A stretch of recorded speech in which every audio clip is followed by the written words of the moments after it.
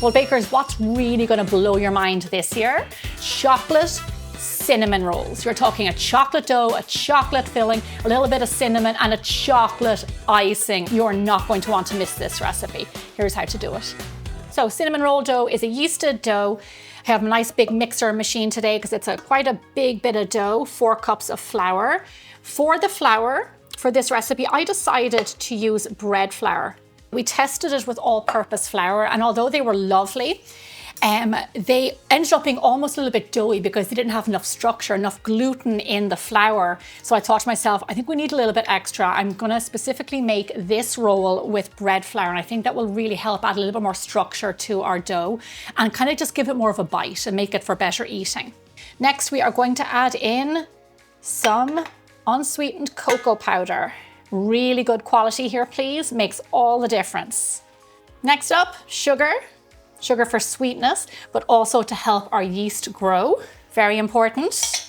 There's a bit of salt, as always. I never miss an opportunity to add in a healthy amount of salt. And then our yeast. Now, if you've watched Bigger Bolder Baking for now over 11 years, you'll know that I always use instant yeast. Instant yeast means it can go directly into the dry ingredients. If you use active yeast, that is totally fine. You'll just have to sponge it beforehand. It's a little bit more of a step. I put all that information on the website, the written post on the website. Now, in we go with that. Just combine those ingredients. So you want to give those ingredients a quick mix together, and then I'm going to add in some butter. It fell out halfway down my machine. Okay, butter. What we're going to do is just rub this in on the machine. It creates kind of big bits, small bits, just like if you were doing it with your hands. It does help if your butter is a little bit on the softer side when adding in, so it just blends in easier. And it'll just disappear in there. You'll see some little lumps and bumps of it. That's all we're looking for. Just makes for a nice flakier dough. Lovely. On again. Next, we are adding in 1 whole egg for richness. And we are going to follow that by lukewarm water. Now, we always use lukewarm water when making yeasted doughs, not just cinnamon rolls. I say this time and time again, yeast is a living thing. It needs a few things to live. It needs food, which is sugar. It needs oxygen. It needs water. It needs warmth. So all of the ingredients that we've put in here are giving the yeast everything it needs to thrive, and then care and love. And that's what we do here with doughs. We love them. We take care of them. And then we end up with these beautiful, big, fluffy breads and cinnamon rolls and all these lovely things. Sometimes I hold back a little bit on the water, just in case. Everybody's flour is different. Everybody's flour absorbs differently. So I want to make sure that I add in the right amount. Okay, lovely. All our water went in there. So now we're going to want to knead this dough on a medium-low speed for around 8 minutes or so. During this time, the gluten in the flour will start to develop. It will become stronger. It will get more structure. Also, during the kneading, you'll see the ball get tighter, a little bit drier and firmer. This is what we're looking for. There we go. I've been working with doughs for, oh gosh, do you know what? I'm not going to age myself, but for a very, very long time. Since I was a young child, I was making yeasted dough, so I always know exactly what I'm looking for. This dough has come together. It's nice and tight. It is a wetter dough. So it's a soft dough, but saying that, it still should all come out in one lump, leaving you with a relatively clean bowl. Like I said, it's a little bit on the softer side. This is exactly what we want. So this bowl has been oiled lightly to help the dough proof and rise up the bowl. And then I'm going to cover it in some cling wrap, and I'm going to cover it in a tea towel to keep it nice and snug. Like I said, it's a living thing. It needs to be nurtured, it needs to be cared for. It needs what we all need, which is just a little bit of love, warmth, and some care. So I'm going to set this over to the side, and you're going to let it proof for around 90 minutes or so. It's going to double in size, and that's how we're going to know when it's ready to be used again. Bread is proofing, that's taken care of. Let's make our chocolate cinnamon filling. So here I have some butter, and into this I'm going to add in some chopped bittersweet chocolate. Now I'm going to take this away. I'm going to microwave it for around a minute, minute and a half until it gets nice and melty. There's our melted chocolate and butter. It only takes around 60 seconds. Always want to be careful not to overheat chocolate because it can burn, and then when it's burned, it is done for, unfortunately. So now, with our little hand whisk, we are going to add in some powdered sugar. Give it a whisky, whisky, whisk until smooth. We are going to add in some extra cocoa powder. Remember, chocolate cinnamon rolls. What is this? Triple chocolate. Triple chocolate. Chocolate in the glaze, chocolate in the dough, double chocolate in the filling, bar of chocolate and cocoa powder. And of course, cinnamon. Cinnamon and chocolate are so complementary. Also, it's the holidays. You want that little bit of warmth, a little bit of spice. It is a cinnamon roll, so when eating a cinnamon roll, you do expect to have like a little bit of like some cinnamon in there, so that makes sense. And then of course, vanilla extract and salt. Those are my 2 favorite ingredients in the whole world. Lovely. Whisk that until it's nice and smooth, just like that. Set it aside. Let it cool down a little bit at room temperature. As it does, it will firm up a little bit and make it much easier to spread on our dough later when it's proofed. So my dough has risen. Look at that. It's lovely and bubbly. Beautiful. You know, double in size is always a good telltale sign. If you push down on the dough, do you see the way my fingerprint is staying in there and it's not popping back up? That means your dough has adequately proofed. If you feel like it looks like a little bit under, a little bit sluggish, give it more time. Here in LA, you can even pop it out in the sun for a few minutes and that can help. But this is good to go. Flour my surface. You can always tell straight away when you have a happy dough. This looks like a very nice one. Still a little bit sticky. I'm going to add a little bit more flour.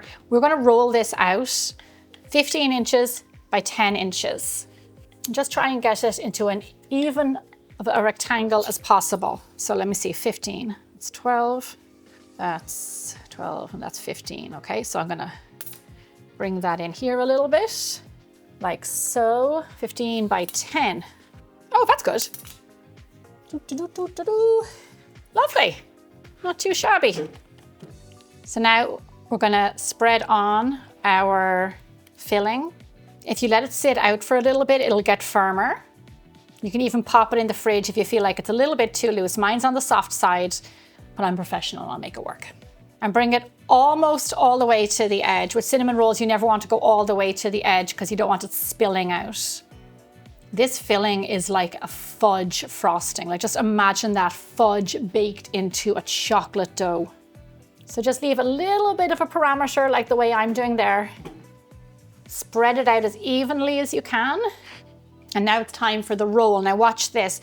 When you're making cinnamon rolls, the way to avoid kind of like a gap in the middle, you know, where it can look a little bit hollow, is just make sure to just do a little bit of a tight roll. Tighten it as you go.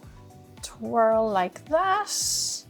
And there we go. There is our log, just like that. So once you roll it up, it's going to be around 19 inches in length. So we want 12 cinnamon rolls. So that gives us around, you're looking for a 1.5 inch thick cinnamon roll. I would say keep your log within around that size. If you make it too big, they won't fit in the dish. Maybe they won't be thick enough. So let's do 1.5 inches. And remember those little ones at the end can be a little bit gnarly. We're gonna put him facing up. And please use a serrated knife. As you can see, you carve, carve, carve when you're cutting cinnamon rolls. Let me show you why. See the way I still have that swirl there, that roll? That's carving. If you use a chopping knife to do that, you will miss all of that. Now, these cinnamon rolls are a lot of steps. So I will tell you my trick is to make them up the day before you want them, maybe the day before the holiday or the party. Assemble them. Put them into your dish just like this. Then take them out the next day, proof them on the countertop for another around 1.5 hours or so to take the chill off them, let them grow a little bit more, and then into the oven. So you still have beautifully, freshly baked cinnamon rolls without all the stress and all of the making all the elements in the one day. This is really a game changer, especially when it comes to the holiday season, you're so busy. Look at how gorgeous those look. Oh my gosh. So now here we are. The last step before they go into the oven, we are going to let them proof. Or you could do what I said earlier, which is now pop them into the fridge overnight. Where's my tea towel? Snuggy, snuggy. So this is their second proof at room temperature again for around 60 minutes or so. They might take a little bit longer. What you're looking for is for them to proof into each other and to, you know, almost double in size. And that's when they're ready for the oven. So once you've given your cinnamon rolls a little bit of relaxing time on the counter, look at that. See the way they rose up to the very top of the dish? Beautiful, oh my gosh. And they're all, this is what you call batch baking, when they all like squish into each other, like very delicious soft rolls. Oh my gosh, just look at that. How sweet. So let me show you the test to see if your dough is done. If you put your finger in to the dough and it jumps back at you, it means it needs a little bit more time. You might think like, oh, well, you know, it looks enough, but like if it jumps back at you, then cover it up, give it another 10 minutes, 15 minutes, whatever you think. I can tell that this dough is done. My finger dent is staying there. I know by the look of it, I know by the feel of it. And the last thing you want to do is overproof, because then what can happen is it can actually fall. So these are good to go. I think they look very gorgeous. So the last thing we're going to do is just gently glaze them with a little bit of egg wash. Because they are brown especially, if you don't egg wash them, they can end up being a little bit dull. So be careful not to brush the swirl. Be very gentle when you're brushing so you don't knock out any of the air. Okay, lovely. Egg washed. That was the last thing we have to do before we put them into an oven. So follow me. So bake your rolls at 350 degrees Fahrenheit, 108 degrees Celsius for around 25 to 35 minutes. While they're in the oven, I like to take this time to make the cream cheese glaze that's going to go on top. It's really simple. So here I have some powdered sugar. I'm going to add in some cocoa powder and a little bit of milk and vanilla extract. And then I'm going to whisk those ingredients together. Lastly, into this, I'm going to add in some softened cream cheese and give it another little whisk until it's smooth. There is our lovely glaze that's going to go on top of our warm buns. You'll tell when your cinnamon rolls are done because they're beautiful and firm on top and they're really puffy. When they're hot from the oven, I like to smear on the glaze we made. For a special occasion, when you really feel like treating yourself, this is the recipe to make.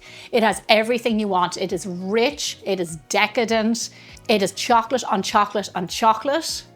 And best of all, the results are melt in your mouth amazing. If you're in the mood for some more sweet treats, then get comfy. I have loads more videos for you to check out. Thanks so much for watching, and I'll see you back here again really soon.